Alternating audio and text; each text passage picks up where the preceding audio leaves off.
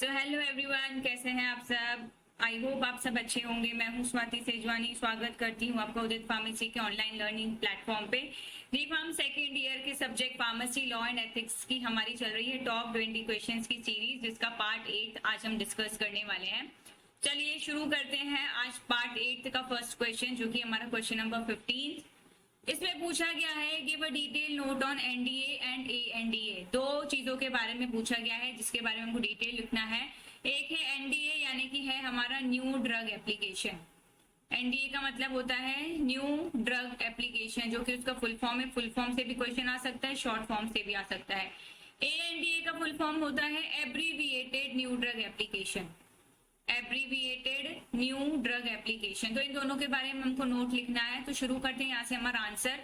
जो भी क्वेश्चन में पूछा जाता है सबसे पहले हम उसकी हेडिंग लिखते हैं। जैसे कि एनडीए के बारे में पूछा गया है तो न्यू ड्रग एप्लीकेशन के बारे में पहले लिखेंगे।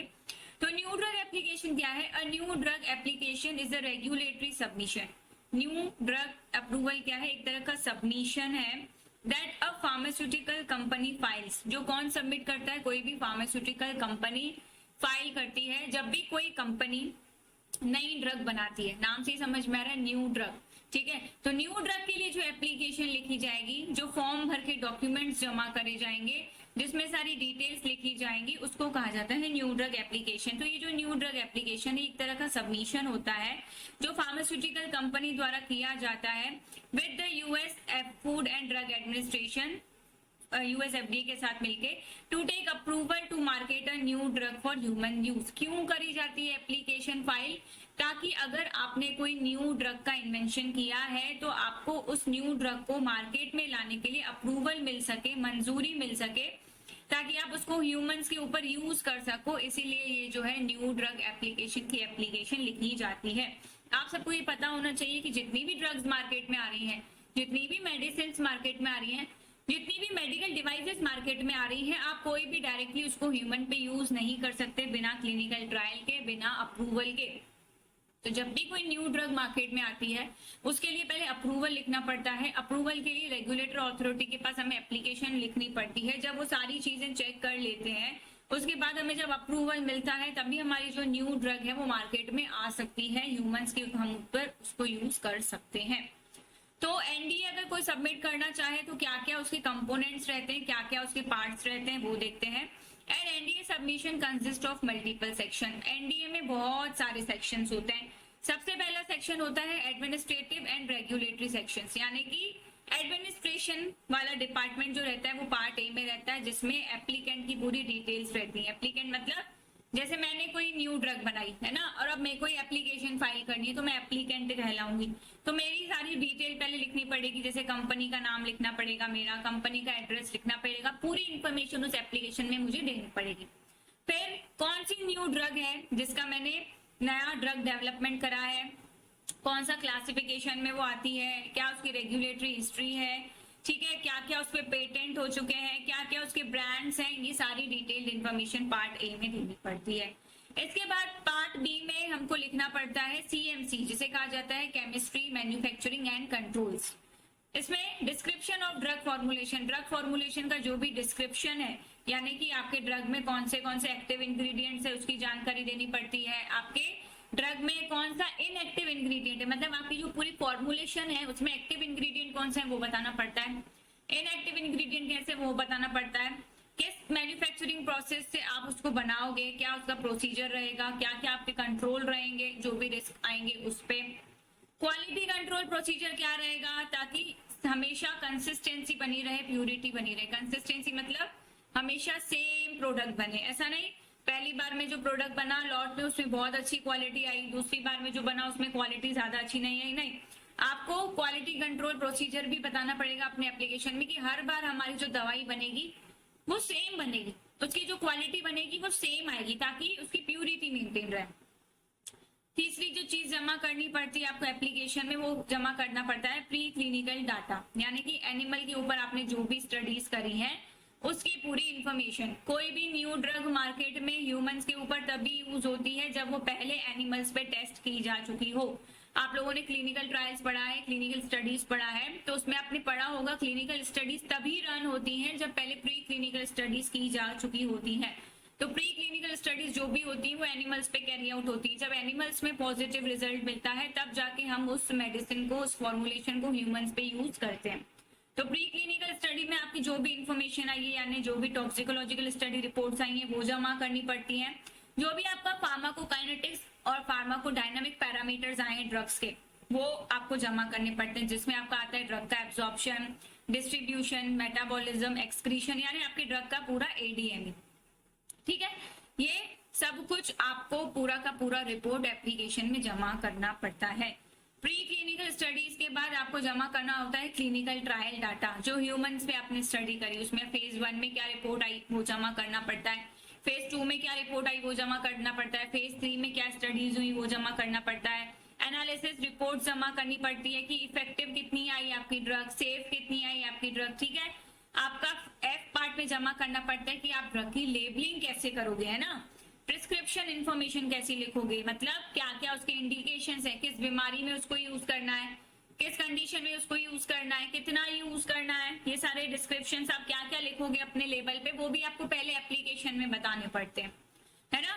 कितना डोज जो है नॉर्मल डोज रहेगा वो भी आपको एप्लीकेशन में लिखना पड़ता है, किस तरह से उसको लेना है, मतलब दिन में 1 बार, 2 बार, 3 बार, ये सब कुछ पहले आपको एप्लीकेशन में बताना पड़ता है। क्या क्या वार्निंग्स हैं वो लिखोगे, क्या क्या प्रिकॉशंस, क्या क्या कॉन्ट्रा इंडिकेशंस, ये सारी जानकारी आपको उसमें देनी पड़ती है जब आप एप्लीकेशन जमा करते हो न्यू ड्रग अप्रूवल के लिए तब।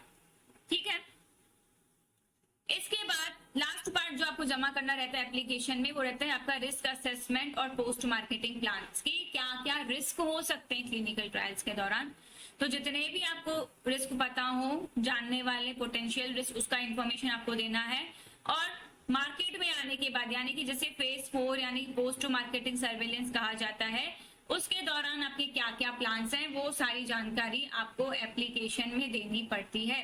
ये एप्लीकेशन जब आप रेगुलेटरी अथॉरिटी के पास जमा करते हो तो वो पूरा चेक करता है एप्लीकेशन को।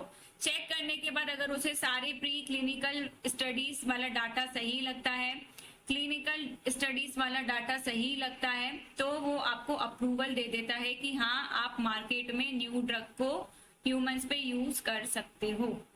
ठीक है, चलिए आगे बढ़ते हैं। आगे हमसे पूछा गया है, तो नेक्स्ट एनडीए के बाद जो पूछा गया है वो है एएनडीए, यानी कि एब्रीविएटेड न्यू ड्रग एप्लीकेशन। आप हमेशा ये याद रखिएगा, जो न्यू ड्रग एप्लीकेशन होती है वो उन ड्रग्स के लिए होती है जो ब्रांडेड मेडिसिन होती है। एब्रीविएटेड न्यू ड्रग एप्लीकेशन जो होती है ऐसी एप्लीकेशन होती है जो कि जेनेरिक मेडिसिन के लिए अप्लाई करी जाती है ना। ये डिफरेंस होता है न्यू ड्रग एप्लीकेशन में और एब्रीविएटेड न्यू ड्रग एप्लीकेशन में, कि जो एब्रीविएटेड न्यू ड्रग एप्लीकेशन होती है वो जेनेरिक मेडिसिन के लिए होती है, उनके अप्रूवल के लिए होती है। The abbreviated new drug application यानी कि ANDA is a submission to the US FDA। ये भी एक ऐसी एप्लीकेशन है जो हम रेगुलेटरी अथॉरिटी को जमा करते हैं for the approval of a generic drug. अगर जब हमें जेनेरिक ड्रग का अप्रूवल चाहिए होता है तो अब आप में से काफी सारे स्टूडेंट्स ऐसे होंगे जो कहेंगे कि मैम हम इंडिया में रहते हैं तो हम US FDA के पास एप्लीकेशन क्यों जमा करेंगे। जनरली जो डेफिनेशंस है उसमें US FDA लिखा जाता है, लेकिन हमारी जो इंडिया की रेगुलेटरी अथॉरिटी है वो CDSCO से है। तो कोई भी अगर हमें न्यू ड्रग का अप्रूवल चाहिए रहता है या ANDA का अप्रूवल चाहिए होता है तो हम CDSCO के पास अप्लाई करते हैं। CDSCO जो हमारी पूरी फाइल देखती है, पूरे डॉक्यूमेंट्स देखती है, और अगर उन्हें लगता है कि हमारा पूरा फॉर्मेट सही है, सारे रिजल्ट सही है, तो हमें अप्रूवल मिल जाता है। तो आप ये याद रखिएगा कि अगर हमें जेनेरिक ड्रग्स का अप्रूवल चाहिए तो हम जो एप्लीकेशन लिखते हैं वो है एब्रीविएटेड न्यू ड्रग एप्लीकेशन यानी कि ANDA। It allows manufacturers to market a generic version of an already approved name drug without repeating costly clinical trials। अब आप सबको पता होगा जेनेरिक मेडिसिन जो होती हैं वो ब्रांडेड ड्रग्स का ही वर्जन होती हैं जो कि कॉस्टली नहीं होती हैं, सस्ती होती हैं, इफेक्टिव होती हैं। तो एब्रीविएटेड न्यू ड्रग एप्लीकेशंस में क्या होता है कि जो भी मैन्युफैक्चरर्स हैं वो आपका ब्रांडेड मेडिसिन का जो भी जेनेरिक वर्जन है उसको बेच सकते हैं अप्रूव कराने के बाद बिना क्लिनिकल ट्रायल्स को कंडक्ट कराए। हमने पढ़ा एनडीए में क्या होता है, क्लिनिकल ट्रायल्स होते हैं, ठीक है। ANDA में कोई क्लिनिकल ट्रायल्स नहीं होते हैं, ANDA में सिर्फ बायो इक्विवेलेंस स्टडीज होती हैं।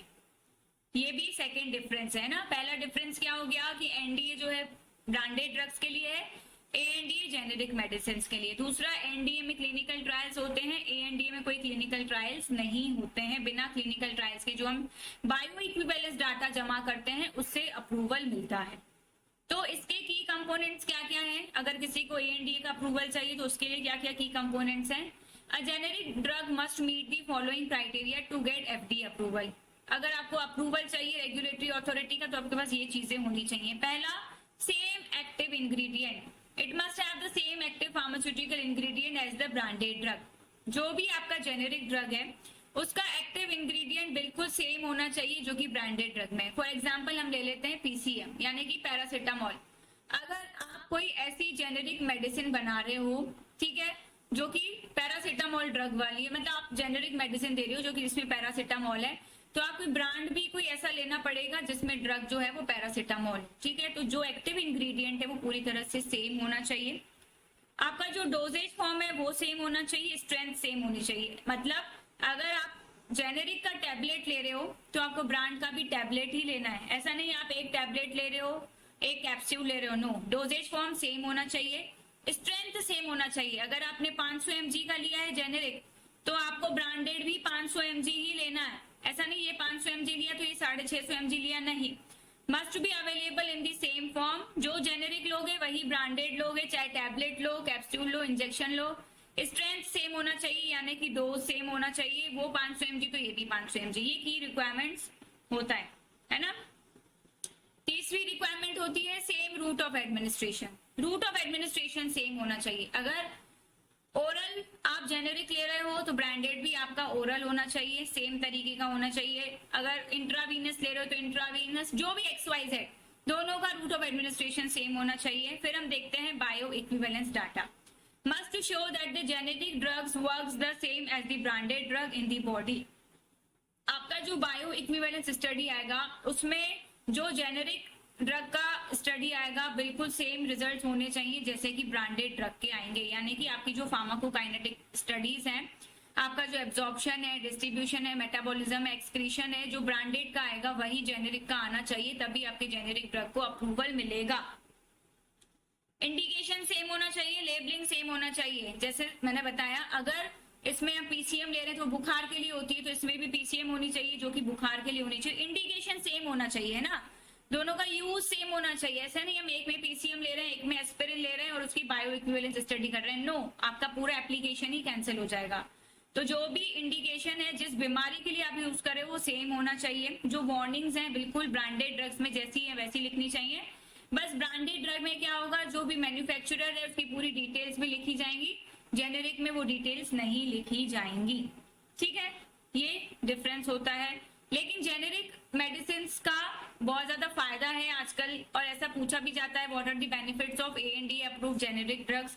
तो पहला फायदा है कि जो जेनेरिक ड्रग्स होती हैं वो सस्ती होती है ना, उनका कॉस्ट कम होता है। तो generic drugs are more affordable than the branded drugs. Generic drugs जो है ब्रांडेड ड्रग्स से ज्यादा अफोर्डेबल होती हैं।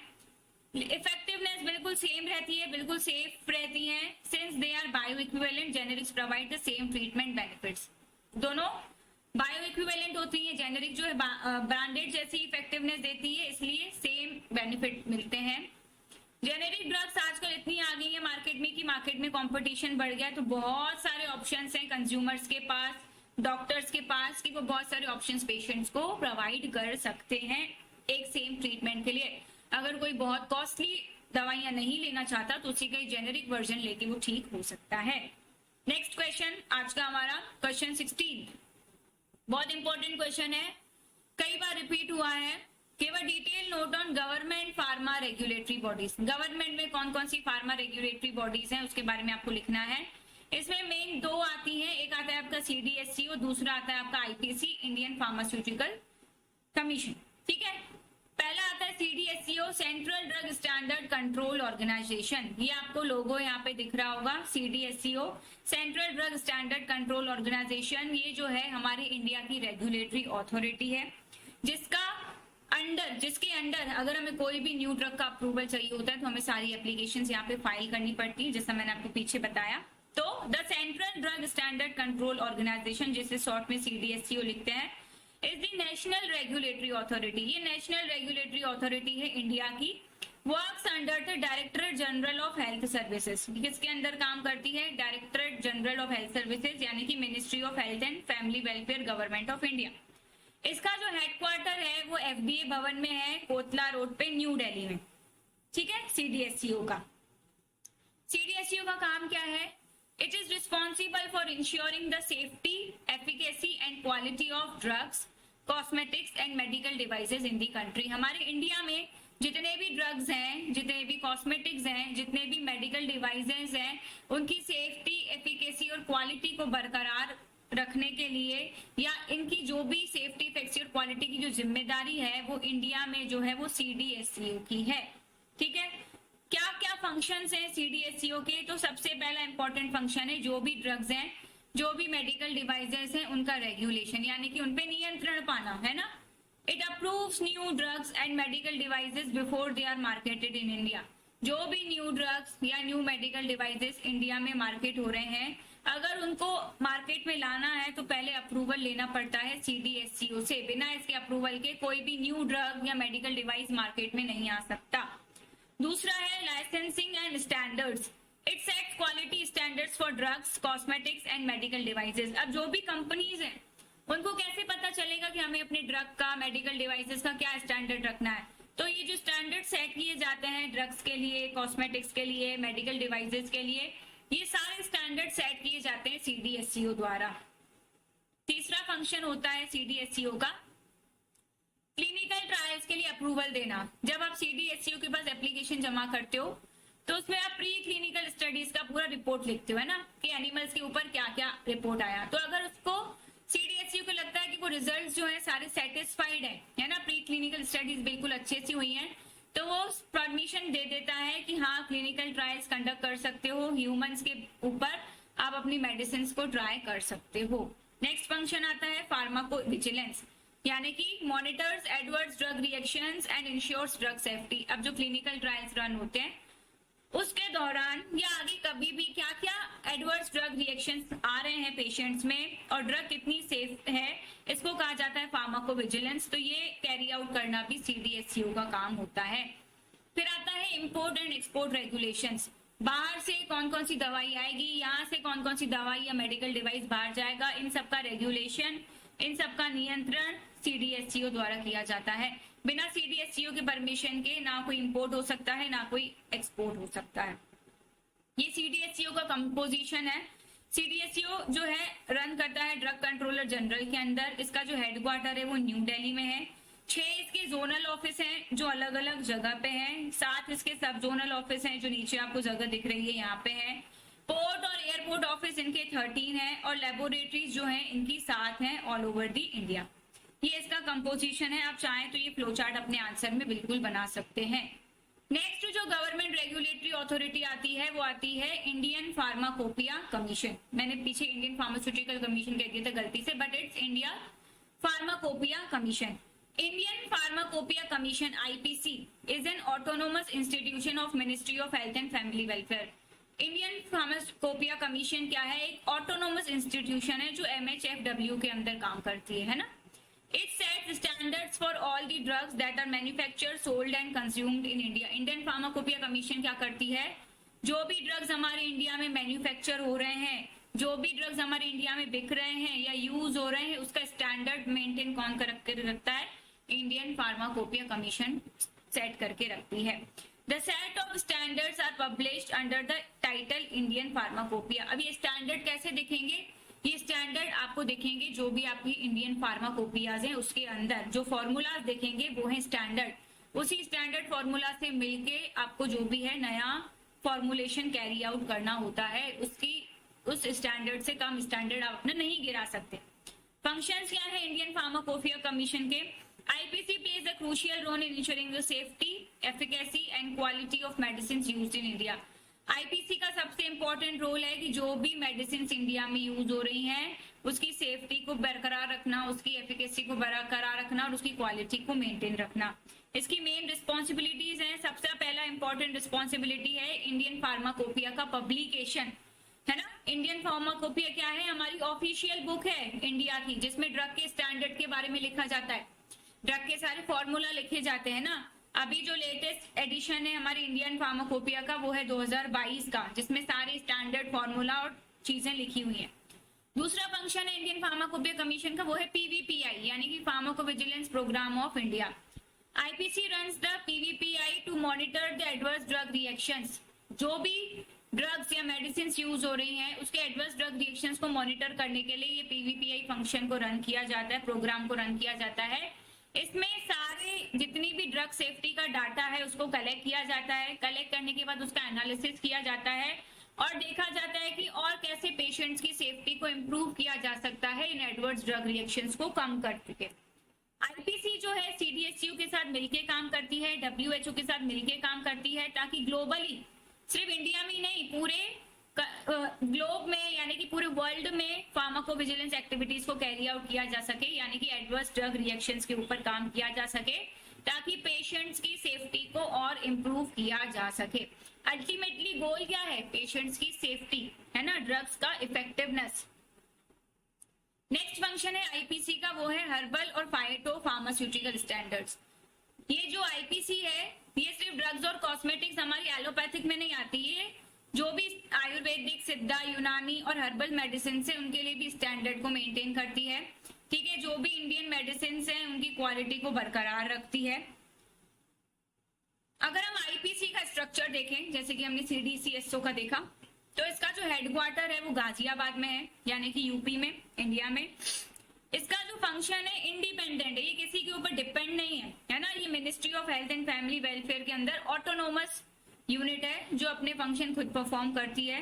इसकी कुछ की ऑथोरिटीज हैं, जैसे कि इसकी जो गवर्निंग बॉडी है जो पूरा सिस्टम रन करती है, वो पॉलिसीज डिजाइन करती है, प्लानिंग करती है कि किस तरह से कहाँ पे क्या काम होना है। इसके बाद जो बॉडी रहती है वो साइंटिफिक बॉडी रहती है, जो फार्माकोपिया में न्यू स्टैंडर्ड्स हैं, नए नए फॉर्मूले आएंगे उनका स्टैंडर्ड मेंटेन करके रखती है। तीसरी कमेटी रहती है एक्सपर्ट कमेटी, जिसमें अलग अलग स्पेशलिस्ट रहते हैं, फार्मास्यूटिकल बैकग्राउंड से रहते हैं, बायोटेक्नोलॉजी बैकग्राउंड से रहते हैं, मेडिकल फील्ड से रिलेटेड रहते हैं। तो ये जो है स्ट्रक्चर या ऑर्गेनाइजेशन रहता है आईपीसी का। ये थे आज के 2 क्वेश्चंस। मिलते हैं अब हम लोग नेक्स्ट पार्ट में। जिसने भी मेरा यूट्यूब चैनल सब्सक्राइब नहीं किया है सब्सक्राइब जरूर कीजिएगा, फार्मेसी विद स्वाति से। सेम नाम से आपको इंस्टा आईडी भी मिलेगी, आई एम स्वाति सेजवानी नाम से भी आपको इंस्टा आईडी मिलेगी, तो फॉलो करना मत भूलिएगा। और आज की क्लास आपको कैसी लगी जरूर बताइएगा। मिलते हैं नेक्स्ट पार्ट में। Thank you so much.